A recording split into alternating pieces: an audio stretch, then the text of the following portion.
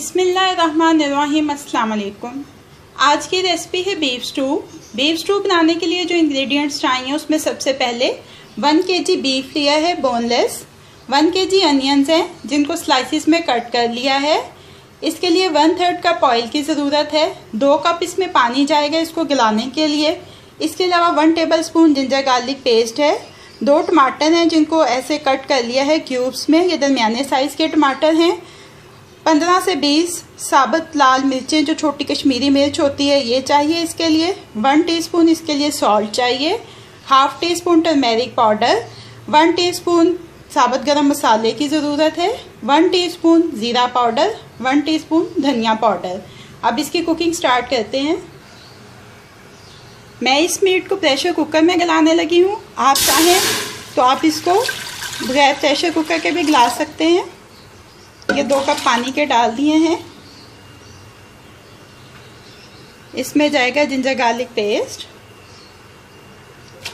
Tomatoes,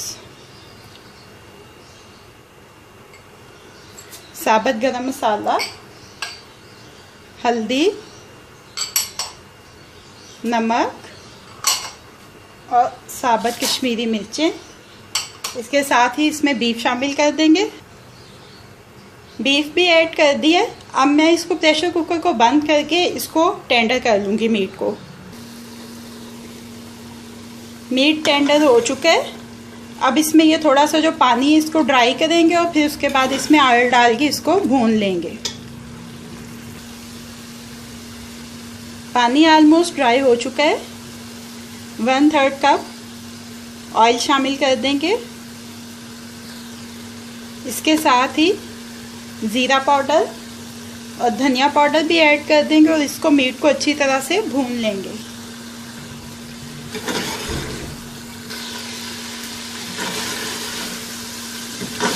beef अच्छी तरह से भुन गया है। अब इसमें अनियंस ऐड करेंगे।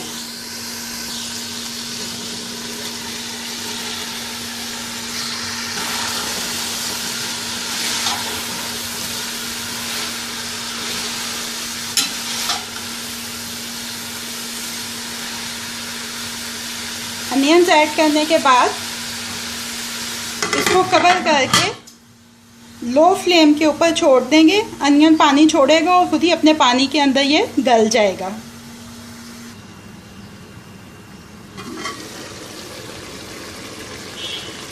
ये देखिए तकरीबन 5-7 मिनट में ही अनियन ने इतना पानी रिलीज़ कर दिया है। अब इसको कवर नहीं करेंगे और फ्लेम को थोड़ा सा हाई करके ये पानी जो है इसको ड्राई कर लेंगे।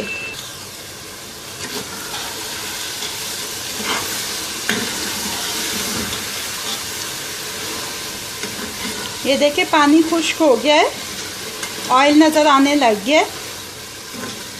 बीफ स्टू रेडी हो गया है। अब इसको डिश आउट कर लेते हैं। बीफ स्टू को डिश आउट कर लिया है। अब ये रेडी टू सर्व है।